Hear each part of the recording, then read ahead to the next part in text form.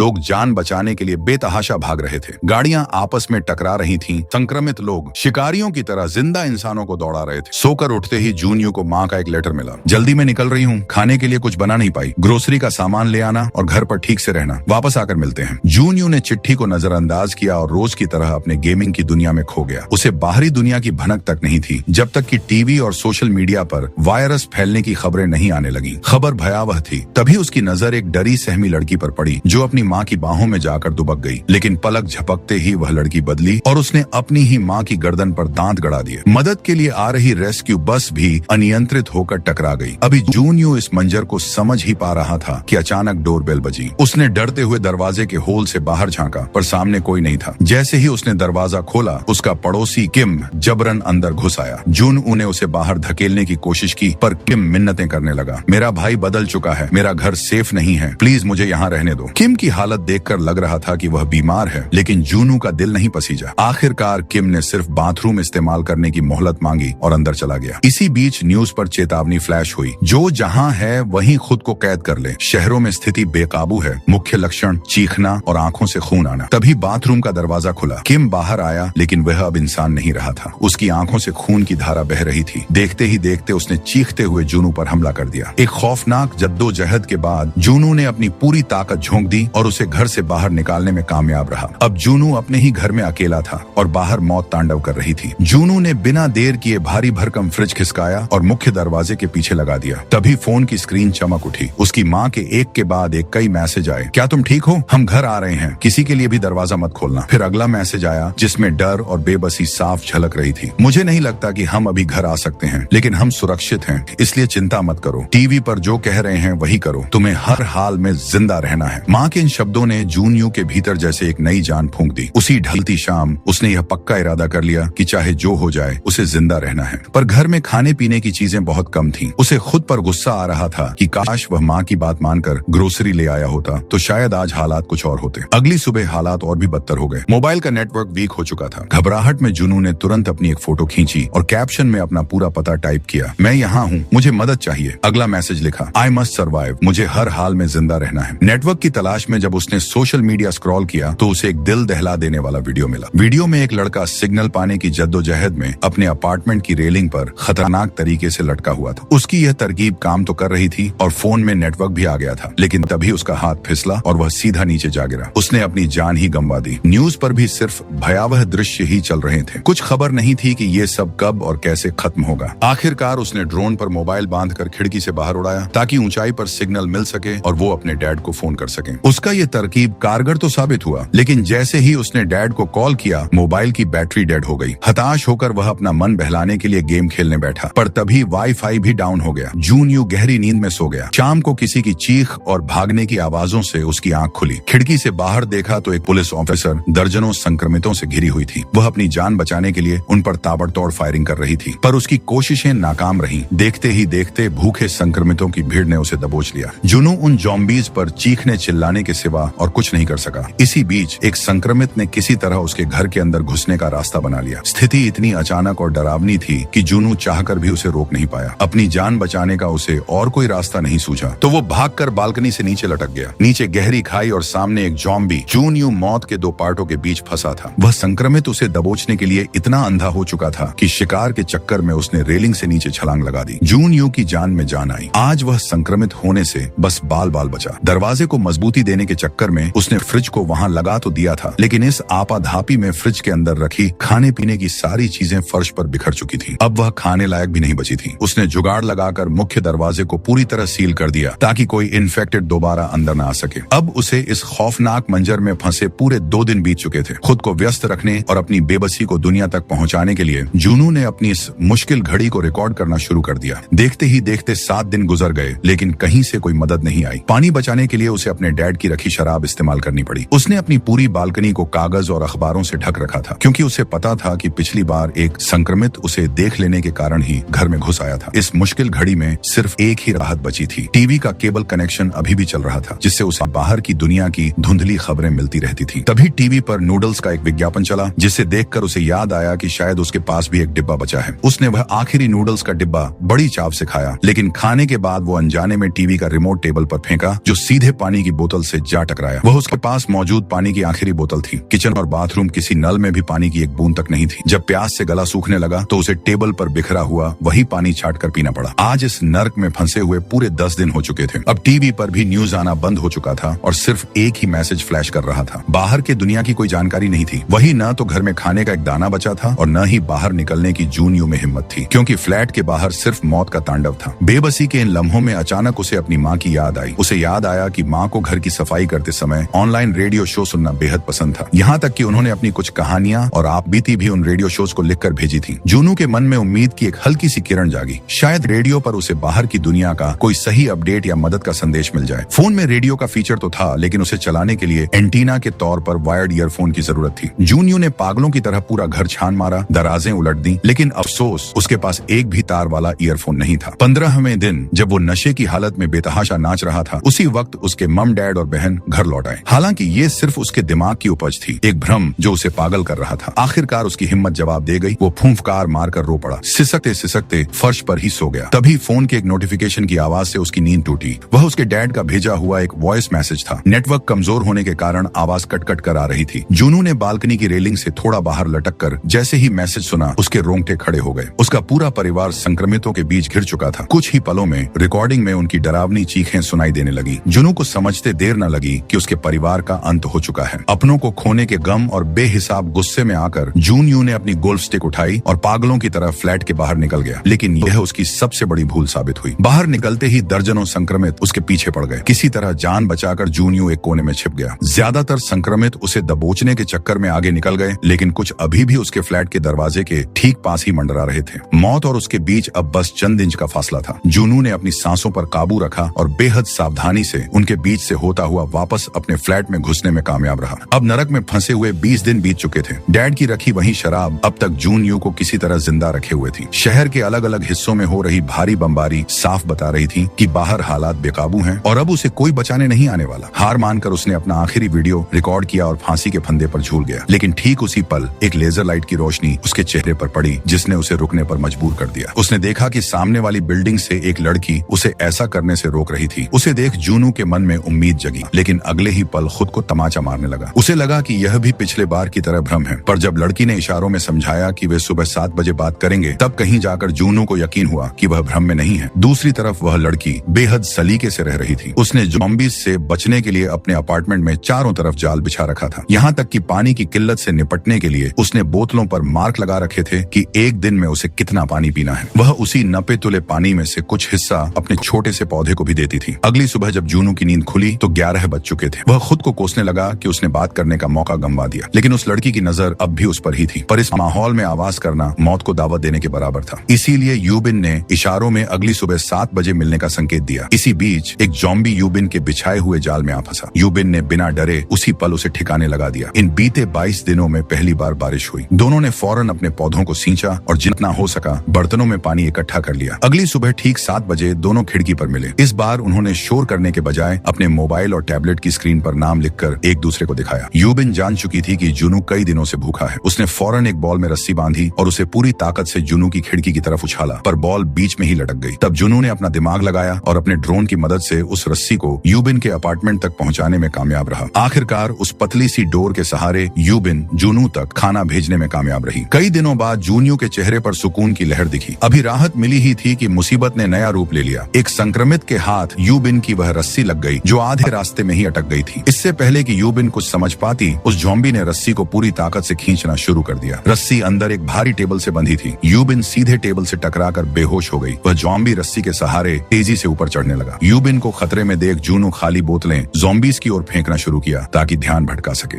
लेकिन वह ज़ॉम्बी आम संक्रमितों से कहीं ज्यादा बुद्धिमान निकला। उसने बोतलों की परवाह नहीं की और ऊपर चढ़ना जारी रखा। जब कोई रास्ता नहीं सूझा तो जूनू ने अपना आखिरी हथियार ड्रोन उसकी तरफ छोड़ दिया। ड्रोन ज़ॉम्बी के चेहरे के पास मंडराने लगा, जिससे वह उलझ गया। जूनू ने काफी देर तक उसे इसी तरह उलझाए रखा जिससे यूबिन सही समय पर होश में लौट आई। उसने फुर्ती दिखाते हुए उस ज़ॉम्बी पर वार किया और उसे नीचे गिरा दिया। हालांकि वे उस वक्त तो बच गए, लेकिन जल्द ही उनका बचा कुचा राशन भी पूरी तरह खत्म हो गया। अब अंदर बैठकर मरने से बेहतर जूनू ने बाहर निकलने का फैसला किया। उसने खुद पर भरोसा किया और अपने जूतों पर फोम बांध लिया ताकि चलते वक्त आहट न हो। दबे पांव वह फ्लैट के गलियारे में निकला जहां उसके पड़ोसी किम की लाश पड़ी थी। जूनियो ने बिना देर किए उसकी जेब से चाबियां निकाली और उसके उसके घर में दाखिल हो गया। अंदर बेडरूम के बेड पर उसे कोई लेटा हुआ दिखा। सावधानी बरतते हुए जून यू ने उस पर एक जूता फेंक कर मारा और जब कोई हलचल नहीं हुई तो समझ गया कि फिलहाल वहाँ कोई खतरा नहीं है। किस्मत अच्छी थी कि किम के फ्रिज में खाने पीने का काफी सामान मिल गया। दीवार पर लगी तस्वीरों से पता चला कि किम का बड़ा भाई एक माउंटेन क्लाइंबर था। वहाँ पहाड़ों पर चढ़ने के कई गियर्स पड़े थे, जिनमें सबसे काम की चीज वायर्ड ईयरफोन और एक वॉकी टॉकी भी मिल गई। जुनू सारा सामान समेट कर वापस लौट ही रहा था कि अचानक उसके मन में बेड पर पड़ी उस औरत को करीब से देखने की छुल मची। उसने चादर हटाई ही थी कि एक जॉम्बी ने उस पर जानलेवा हमला कर दिया। अफरा तफरी मच गई। जून यू किसी तरह जान बचाकर अपने फ्लैट में लौट आया। पेट की आग शांत की और हाथ लगे उन ईयरफोन्स से रेडियो ट्यून करने की कोशिश की, पर किस्मत ने साथ नहीं दिया। हार मानकर उसने रस्सी के सहारे कुछ खाना और दूसरा वॉकी टॉकी यूबिन तक पहुंचा दिया। अगली सुबह जब वॉकी टॉकी से यूबिन की आवाज गूंजी तो जूनू के चेहरे पर मुस्कान आ गई। अब वे बिना शोर मचाए घंटों एक दूसरे से बात कर सकते थे। पगलू जूनू को तो ठीक से नूडल्स बनाना भी नहीं आता था, जिसे यूबिन ने बड़े प्यार से सिखाया। धीरे धीरे इस तबाही के बीच उन दोनों में एक गहरी दोस्ती हो गई। एक सुबह उन्हें लगा कि बाहर बारिश हो रही है, पर वह पानी की बूंदों की नहीं बल्कि सैकड़ों जंबीज के दौड़ने की आवाज थी। देखते ही देखते वह फौज यूबिन के अपार्टमेंट में घुस गई। घबराहट के मारे यूबिन से कुछ शोर हो गया। इससे पहले कि वे इन्फेक्टेड उस तक पहुंचते, जुनू ने यूबिन से तुरंत उसके फ्लोर का यूनिट नंबर पूछकर डायल किया। खाली गलियारे में फोन की घंटी घनघना उठी, जिससे उन जॉम्बीज का ध्यान भटक गया और वे आवाज की ओर। यूबिन की जान बच गई, पर वो समझ गई कि वो यहाँ कब तक सुरक्षित रह पाएगी। उसने जून यूने के अपार्टमेंट में जाने का रिस्क लिया। आखिर वह एक माउंटेन क्लाइंबर थी, रिस्क लेना तो उसके रग रग में बसा था। उसने बिना देर किए अपना जरूरी सामान समेटा, मजबूत रस्सी को दरवाजे में फंसाया और बालकनी से नीचे की ओर कूद गई। लेकिन जैसे ही उसके पैर जमीन पर पड़े, संक्रमित उस पर टूट पड़े। यूबिन ने अपनी कुल्हाड़ी से उन पर ताबड़तोड़ वार किए और भागने की कोशिश की, पर वह नाकाम रही। दर्जनों जॉम्बीज ने उसे चारों तरफ से घेर लिया। जान बचाने के लिए वह पास खड़ी कार के अंदर घुस गई, जिसे संक्रमितों ने तुरंत चारों तरफ से ढंक लिया। पर यूबिन दूसरे दरवाजे से सुरक्षित बाहर निकल आई। तभी उसकी मदद के लिए जूनू भी वहां पहुंच गया। दोनों ने मिलकर उन दानवों का सामना किया और लड़ते भिड़ते किसी तरह अपार्टमेंट के मेन गेट तक पहुंचकर उसे बंद कर दिया। वह कांच का दरवाजा उन सैकड़ों जॉम्बीज के दबाव से कभी भी टूट सकता था। गनीमत रही कि सामने ही लिफ्ट थी। दोनों फौरन उसके अंदर घुसे और सीधे 8वीं मंजिल पर पहुंच गए, जहां जून यू का फ्लैट था। गलियारे में बिल्कुल शांति पसरी हुई थी, लेकिन तभी पीछे से उन पर संक्रमितों का सैलाब उमड़ पड़ा। किसी तरह जून यू ने गलियारे में लगे लोहे के गेट को कर उन्हें रोकने की कोशिश की। गोल्फ स्टिक से उन पर ताबड़तोड़ वार किए, लेकिन वे पीछे हटने को तैयार नहीं थे। उन्होंने जूनू के पैर पकड़ लिए और ऐसा लगा कि अब उसका खेल खत्म होने वाला है। तभी जूनू के एक पड़ोसी ने उनकी मदद की। वह स्मोक बम फेंक कर यूबिन और जूनू को बचाकर अपने फ्लैट में ले गया। लेकिन यूबिन बहुत डरी हुई थी। उसे शक था कि इस मुश्किल घड़ी में जब कोई किसी का साथ नहीं दे रहा तो आखिर इस आदमी ने उन्हें अपने घर में शरण क्यों दी। उसने फौरन उस आदमी पर कुल्हाड़ी तान दी और इसकी वजह पूछी। वह आदमी दंग रह गया। उसे विश्वास नहीं हुआ कि जान बचाने के लिए शुक्रिया बोलने के बजाय वह उस पर कुल्हाड़ी ताने खड़ी थी। उस आदमी ने अपना नाम ह्यूनबीन बताया। उसे बिल्कुल भी विश्वास नहीं हो रहा था कि आखिर वे दोनों अब तक जीवित कैसे बच गए, जबकि पूरा कॉम्प्लेक्स संक्रमित हो चुका है। इसी बातचीत के बीच उसने दोनों को पानी पीने को दिया। वे डरे हुए थे, इसलिए ह्यूनबीन ने खुद पानी पीकर उन्हें भरोसा दिलाया कि उसमें कुछ मिलाया नहीं है। जून यू एक ही सांस में पूरा ग्लास गटक गया और उसने यूबिन को भी पानी पीने को कहा। ह्यूनबीन बड़े नेक दिल का लग रहा था। उसके पास रेस्क्यू टीम के आने तक पर्याप्त भोजन था, जिसमें से कुछ हिस्सा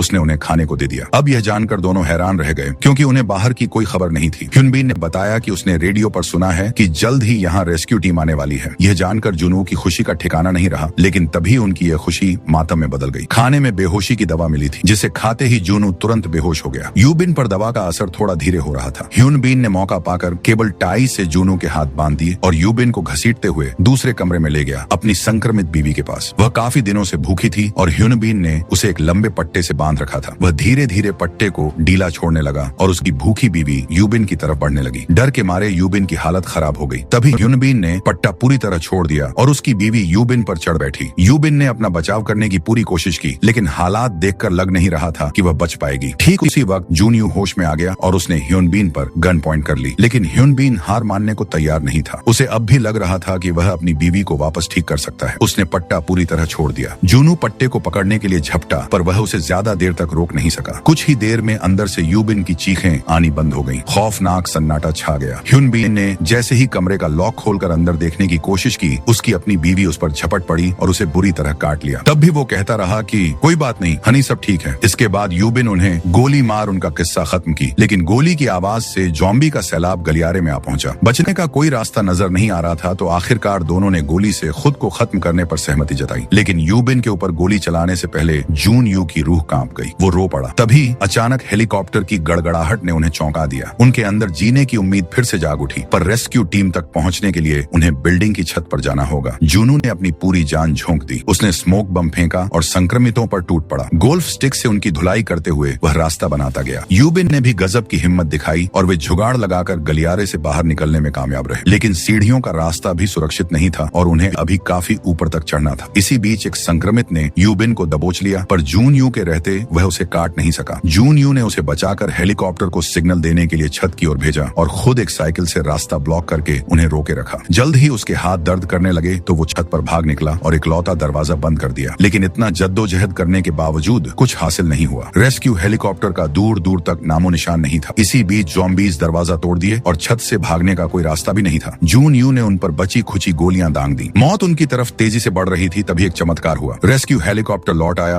और संक्रमितों पर गोलियों की बरसात कर दी। वे जून यू और यूबिन को मौत के मुंह से बचा ले गए। वो कहते हैं ना दोस्तों, कोशिश करने वालों की कभी हार नहीं होती। रेडियो पर इस बात की पुष्टि हुई कि देश भर में लगभग 50,000 लोग इन्फेक्टेड हुए हैं। अब तक जिन्होंने भी सोशल मीडिया पर पोस्ट किया था कि वो जिंदा है, उनमें से काफी लोगों को रेस्क्यू कर लिया गया था। जूनू का वो एक सोशल मीडिया पोस्ट उनकी जान बचा गया।